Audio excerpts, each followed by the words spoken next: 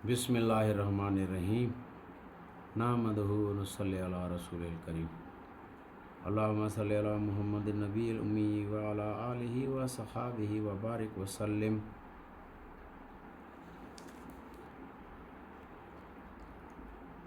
बलूचिस्तान तारीख़ के आईने में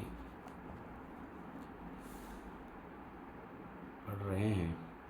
आज देवल और सिंध की फतह। श्रीलंका से कुछ मुसलमान हज के लिए जा रहे थे। जब वो सिंध के साहिल के करीब से गुजरे तो कुछ बहरी कज़ाकों ने उन्हें गिरफ़्तार कर लिया। राजा दाहिर ने उन मुसलमानों को रिहा कराने से इनकार कर दिया। इस पर हिजाज बिन यूसुफ ने अब्दुल्ला बिन हान को मशहूर शहर देवल पर हमला का हुक्म दिया। मुसलमानों का ये पहला फ़ौजी हमला था जो नाकाम हुआ और ये सिपह सालार मैदान जंग में खेत रहा। दूसरी मर्तबा फ़ौज बदेल बिनल बिजली की सरकर्दगी में भेजी गई। इसने देवल पर हमला किया। जंग के दौरान वो बेजिगरी से दुश्मन की सिफों में घुस गया। नतीजा ज़ाहिर था, उसे घेरे में ले लिया गया और वो कत्ल कर दिया गया। एक रिवायत ये भी है कि उसे सिंध के जाटों ने कत्ल किया, जो मजहबी तौर पर बुद्ध थे। खलीफा वलीद के अहद में हज्जाज ने अपने भतीजे मोहम्मद बिन कासिम सकफ़ी के तहत, जो तारीख़ आलम का एक अजीम तरीन मुसलमान जनरल था, राजा दाहिर को सज़ा देने के लिए एक ज़बरदस्त फ़ौज भेजी। सिंध के ख़िलाफ़ मुसलमानों का यह तीसरा फ़ौजी हमला था। मोहम्मद बिन कासिम शिराज से रवाना हुआ और मकरान से होता हुआ फंजबूर पहुंचा, मौजूदा पंजगूर ज़िला मकरान का सदर मकाम। वहाँ एक ज़बरदस्त लड़ाई हुई और पूरी ताकत से उसका मुकाबला किया गया। बहरहाल आखिरकार फ़तह उसे ही हासिल हुई। उसके बाद उसे दूसरी फ़तह अरमाइल के मुकाम पर हासिल हुई। देवल आते ही मोहम्मद बिन हारून, जो मोहम्मद बिन कासिम के मातहत एक बड़ा फ़ौजी अफसर था, वफ़ात पा गया। जब मुस्लिम फ़ौज देवल पहुंची तो इराक़ से मज़ीद कमक आ गई। उस पर मोहम्मद बिन कासिम ने शहर का मुहासरा कर लिया और उसके चारों तरफ खंदकें खुदवा दी। यहाँ उसने ज़नबीक इस्तेमाल की, जो दुश्मन पर बड़े बड़े पत्थर फेंक सकती थी। तकरीबन 500 आदमी इस काम के लिए वक़्फ़ किए गए। आखिरकार दुश्मन के किला की ऊंची ऊंची दीवारों में शिगाफ डालने में कामयाबी हो ही गई।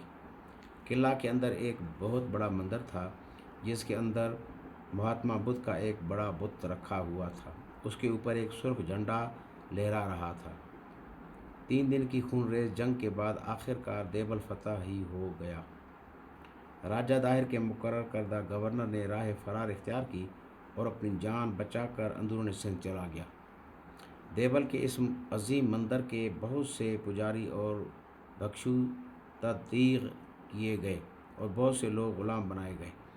मोहम्मद बिन कासिम ने ज़मीन की पैमाइश कराई और उसे मुसलमानों में तकसीम किया। 4000 मुसलमान देवल में बसाए गए। यहाँ एक आलीशान मस्जिद भी तामीर की गई।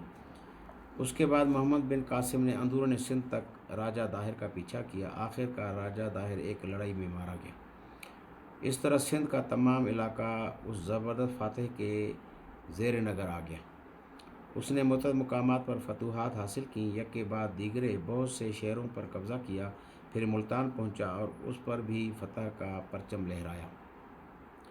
खलीफा सुलेमान बिन अब्दुल मलिक की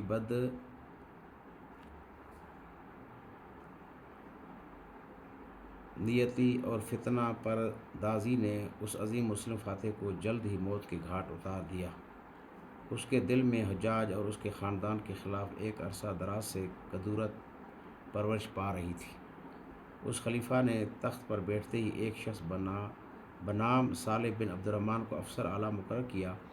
ये शख्स इंतकाम की आग में जल रहा था, क्योंकि हज्जाज ने اس کے ایک خارجی بھائی آدم کا سر قلم کرا دیا تھا۔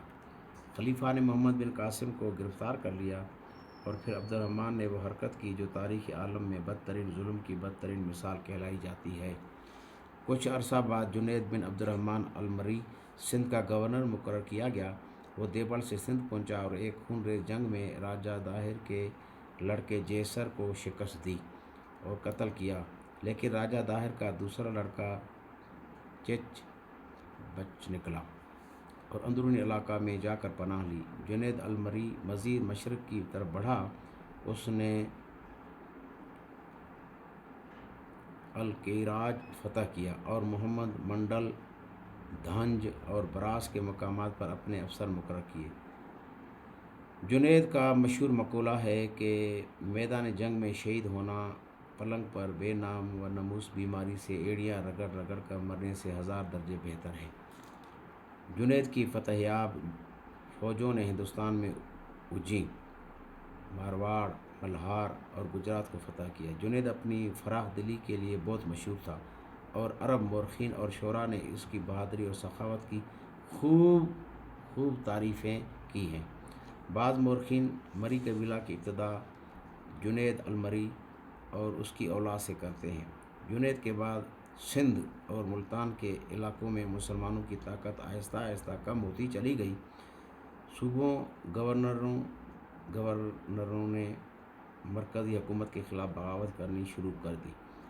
مامون کے عہد میں اس کے گورنر بشر بن داؤد نے بغاوت کا علم بلند کیا اور خود مختاری کا اعلان کر دیا، لیکن مامون نے بغاوت کو کچلنے کے لیے غسان کے تحت کوفہ سے فوراً ایک فوج بھیجی۔ بشر کو شکست ہوئی اور غسان نے موسیٰ برمکی کو سندھ کا گورنر مقرر کیا۔ برمکی ایک منصف مزاج حاکم کی حیثیت سے عوام میں بہت مقبول تھا۔ اس نے 222 ہجری میں وفات پائی۔ خلیفہ معتصم باللہ نے اس کے لڑکے عمران کو اس کی جگہ گورنر مقرر کیا۔ عمران نے جاٹوں کی بستی کیکان پر حملہ کیا۔ اسے فتح کرتا ہوا وہ آگے بڑھا اور المنصورہ پہنچا۔ یہاں پہنچ کر اسے کندابیل کے گورنر محمد بن خلیل کی بغاوت کی خبر پہنچی۔ اس نے شہر پر حملہ کیا، بہت سے لوگوں کو گرفتار کیا اور ان سب کو قیدی بنا کر خضدار بھیج دیا۔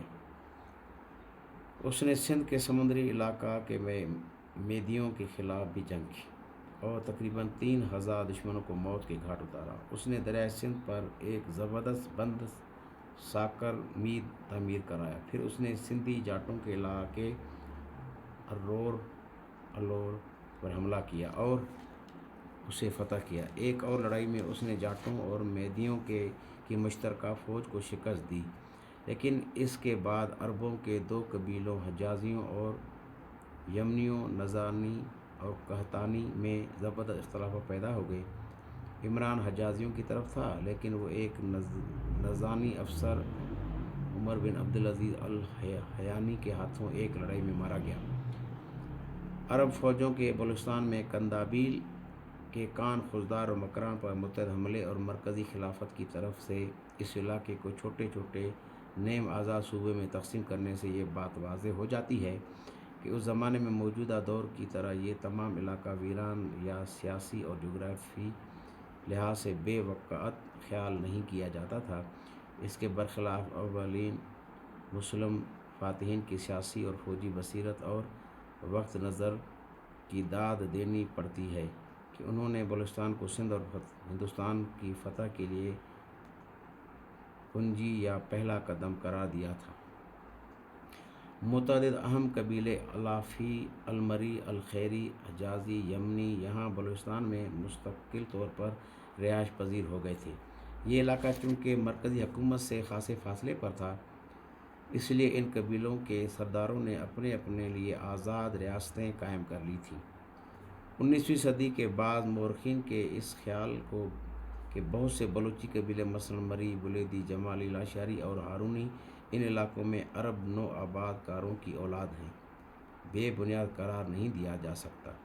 اس نظریہ پر پوری طرح غور و خوض کرنے کی ضرورت ہے اور یہ نظریہ مستقل کے مورخین کے لیے تحقیق و تفتیش کے نئے میدان مہیا کرتا ہے۔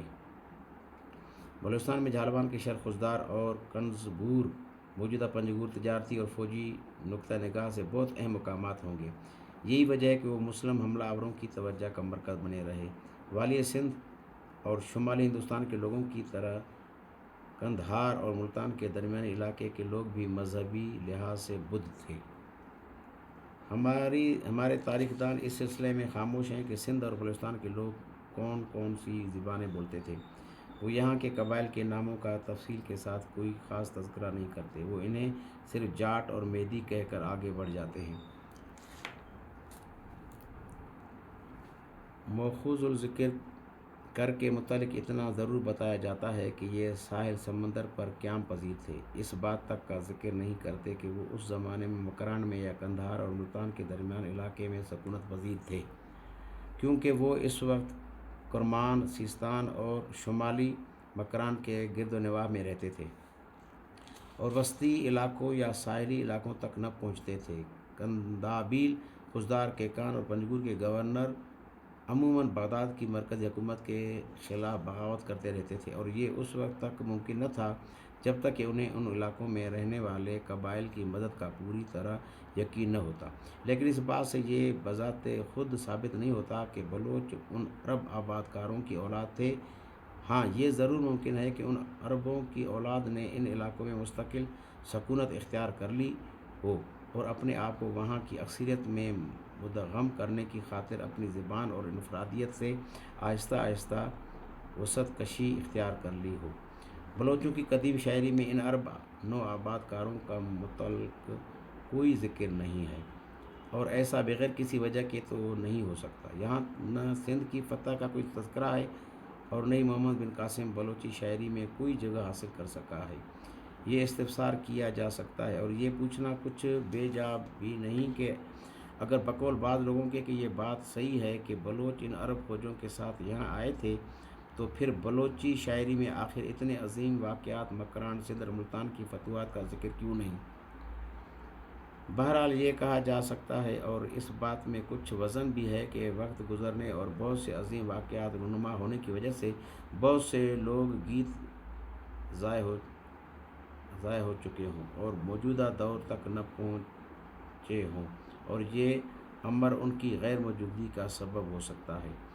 بلوچی شاعری اور تاریخی واقعات میں ایک اختلاف اور بھی موجود ہے، اور وہ ہے میدان کربلا میں یزید اور حضرت امام حسین کے درمیان جنگ میں بلوچوں کی شرکت، کیونکہ حضرت امام حسین رضی اللہ تعالیٰ عنہ کے ساتھ کل 72 ساتھی تھے، جن میں عورتیں اور بچے بھی تھے، اور یہ تقریباً سبھی شہید ہو گئے تھے۔ ہمارے پاس کوئی ایسی شہادت بھی موجود نہیں ہے جس کی بنا پر یہ کہا جا سکے کہ ان میں کوئی شخص قبیل القص یا قبیلہ بلوچ سے تعلق رکھتا تھا۔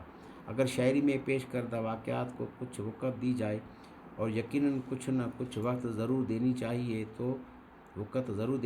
تو کہا جا سکتا ہے کہ اس زمانے میں شام میں رہنے والے بلوچوں نے ان لوگوں کی ہمنوائی کی ہوگی جنہوں نے حضرت علی رضی اللہ تعالیٰ عنہ کی حمایت کی تھی، خاص طور پر حضرت علی رضی اللہ تعالیٰ عنہ کی شہادت کے بعد حضرت معاویہ رضی اللہ تعالیٰ عنہ کے خلیفہ بننے اور یزید کو اپنا جانشین مقرر کرنے کے درمیانی عرصے میں ہو سکتا ہے کہ بلوچ ان نیم سیاسی نیم مذہبی تحریکوں میں شامل ہوں جو بہت سے انقلابی رہنماؤں کی سرکردگی میں کام کر رہی تھی، مثلاً مسلم بن عقیل، مختار الثقفی، سلیمان سرار، عبداللہ بن مری، ابن الاشتر اور دوسرے بہت سے لوگ جنہوں نے بعد میں خارجی تحریک چلائی تھی۔ حکیم بن کندی اور ولی بن کنعانی حضرت معاویہ رضی اللہ تعالیٰ عنہ کے جانشینوں کے عہد میں مشہور خارجی تھے، اور انہوں نے یہ پرجوش نعرہ بلند کیا تھا کہ حسین کا بدلہ لینے والوں آؤ اور متحد ہو جاؤ۔ حضرت عبداللہ بن زبیر رضی اللہ تعالیٰ عنہ نے، جو خود خلافت کے مدعی تھے، حضرت معاویہ رضی اللہ تعالیٰ عنہ کی خلافت کے خلاف اس تحریک کے شروع کے دور میں اس کی حمایت کی تھی۔ اس تحریک کے اہم مراکز خراسان میں تھے، جہاں سے وہ مرکزی حکومت کے خلاف جدوجہد کرتے رہتے تھے۔ شکست کی صورت میں وہ خراسان میں پناہ لیتے اور دوبارہ حملوں کی تیاری شروع کے ان باغیوں نے ایک مرتبہ نہ صرف فارس اور کرمان پر قبضہ کر لیا تھا، بلکہ یہ سیستان پر بھی قابض ہو گئے تھے۔ بعض مرتبہ تو یہ باغی گروہ بڑی بڑی فوجیں میدان جنگ میں لے آتے تھے، کئی مرتبہ تو انہوں نے شاہی فوجوں کو شکست بھی دی تھی۔ ہو سکتا ہے کہ بلوچوں کی مشرق کی طرف ہجرت کی ایک بڑی وجہ خلیفہ کے خلاف نیم مذہبی نیم سیاسی جنگیں ہوں، جنہوں نے اسلام کو لاتعداد انسانوں کی قربانی کی شکل میں ناقابل تلافی نقصان پہنچایا۔ حقیقت یہ ہے کہ اس تباہ کن خون ریزی میں اسلام کے بہت سے بہادر سپاہی اور جان بازوں کی جانیں مفت میں قربان ہوئیں۔ ان تحریکوں کے برے اثرات ہم آج تک بھی اسلام میں متعدد مذہبی فرقوں کی شکل میں دیکھ رہے ہیں۔ یہ تھوڑا سا جو ہے نا بلوچستان تاریخ کے آئینے میں سے جو ہے ہم نے پڑھا ہے آج، جسٹس میر خدابخش مری کی لکھی ہوئی ہے۔ تھوڑا تھوڑا انشاءاللہ بلوچوں کی تاریخ سے وابستہ انشاءاللہ تعالیٰ آپ لوگوں کی خدمت میں پیش کرتے رہیں گے انشاءاللہ تعالیٰ۔ اللہ تعالیٰ آپ کو خوشیاں عطا فرمائے۔ اللہ حافظ۔